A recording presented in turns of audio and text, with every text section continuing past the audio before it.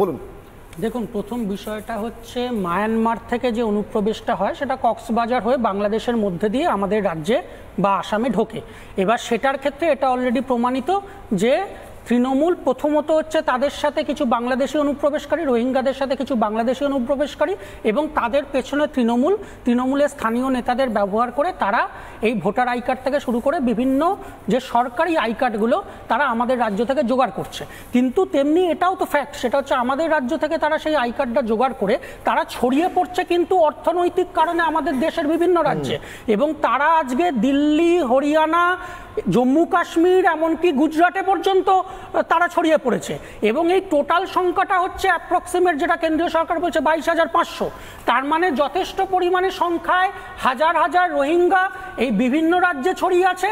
আবার এই যে লক্ষাধিক বিগত বছরে যারা বাংলাদেশি অনুপ্রবেশকারী, সেই লক্ষাধিক বাংলাদেশি অনুপ্রবেশকারী যারা, তারাও কিন্তু আমাদের এই বিভিন্ন রাজ্যে ছড়িয়ে আছে।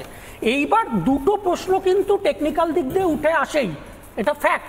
একটা হচ্ছে, একটা সমস্যা যেটা বলি সেটা হচ্ছে বিহারে যে এসআইআর শুরু হয়েছে, তাতে বিহারের ক্ষেত্রে কিন্তু অনেকেই যাদের বাড়ি যাওয়া হয়েছিল তারা কিন্তু বলছেন যে তারা যখন তাদের ওই 11টা যে ডকুমেন্টস চাইছে তার মধ্যে যে কোনো একটা বা দুটো ডকুমেন্টস যখন দেখালেন তারপরে তারা কোনো রিসিপ্ট পেলেন না।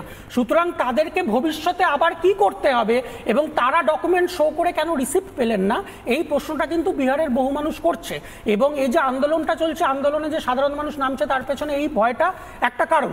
আর দ্বিতীয় কিন্তু এইটা প্রশ্ন সত্যিই উঠে আসে যে যদি 22,500 রোহিঙ্গা এবং লক্ষাধিক, 2 লক্ষ হোক বা 2.5 লক্ষ হোক, লক্ষাধিক বাংলাদেশ অনুপ্রবেশকারী, সজল একটু শেষ করে নি তারপর বলুন, যদি এতজন অনুপ্রবেশকারী যদি দেশের এই বিভিন্ন রাজ্যে ছড়িয়ে থাকে, তাহলে যেটা আমাদের পার্টি বলছে, সিপিআই বলছে যে 2024-এ যারা ভোট দিয়েছে তাদেরকে ভোট দিতে দেওয়া হোক, নিয়ে তারপরের যে রিভিশনটা, সেই রিভিশন যেটা করার কথা হচ্ছে, যে ইন্টেন্সিভ রিভিশনের কথা হচ্ছে, সেই ইন্টেন্সিভ রিভিশন হোক, কিন্তু সেটা 24-এ না, সেগুলো বাদ যাবে, সেগুলো বাদ যাবে।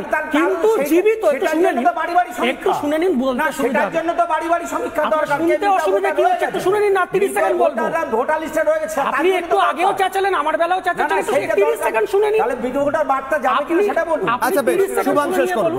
সেটা হচ্ছে তাদেরকে, যারা মৃত ভোটার তাদের কথা হচ্ছে না, কিন্তু যারা জীবিত ভোটার, যারা 24-এ ভোট দিয়েছে তাদেরকে ভোটদানের অধিকার থেকে যাতে তাদের বিরত করা না হয়। কারণ বহু আসনে 24-এ লোকসভাতেও 500, 1000, 2000 ভোটে বিজেপি জিতেছে।